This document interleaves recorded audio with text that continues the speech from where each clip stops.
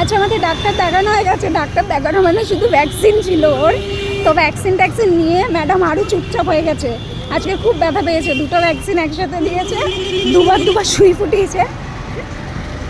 কালা, এই এই ওরে বাবা, এই এই এ কালা বলে ডাকলো। তো আমাদের তো এই জায়গাটা হাঁটা হয় না, মানে কালাকে নিয়ে যখনই এসছি তখনই আমরা গাড়িতে আসে গাড়িতে যাই। তো বাবা বললো চল একটু হেঁটে যাই, তাহলে কালা একটু আশপাশটা দেখতে পারবে, কারণ কালা তো বাইরে বেরোতে পারে না একদমই। তাই আমরা একটু হাঁটার প্ল্যান করলাম। তো বেশি দূর যাবো না, চৌমাথা পর্যন্ত হাঁটবো, তারপরে আবার গাড়ি ধরে নেবো, কারণ অতটা হেঁটে যাওয়ার ক্ষমতা আমাদের নেই।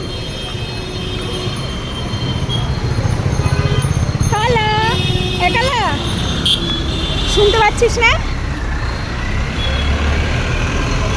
এনে এই তোর দিদিভাই কই, দিদিভাই কই, দিদিভাই তোর দিদিভাই কই? ওরে বাবা রে, দিদিভাইয়ের গন্ধে শুকছে, দেখো নিচে নোংরা। চলো, সব নোংরা তুলে তুলে সাইডে এমন করে রেখেছে মানুষ। এমনিতেই রাস্তার এই অবস্থা, তার মধ্যে আরো ছোট করে দিচ্ছে রাস্তা। কালা কালা কালা,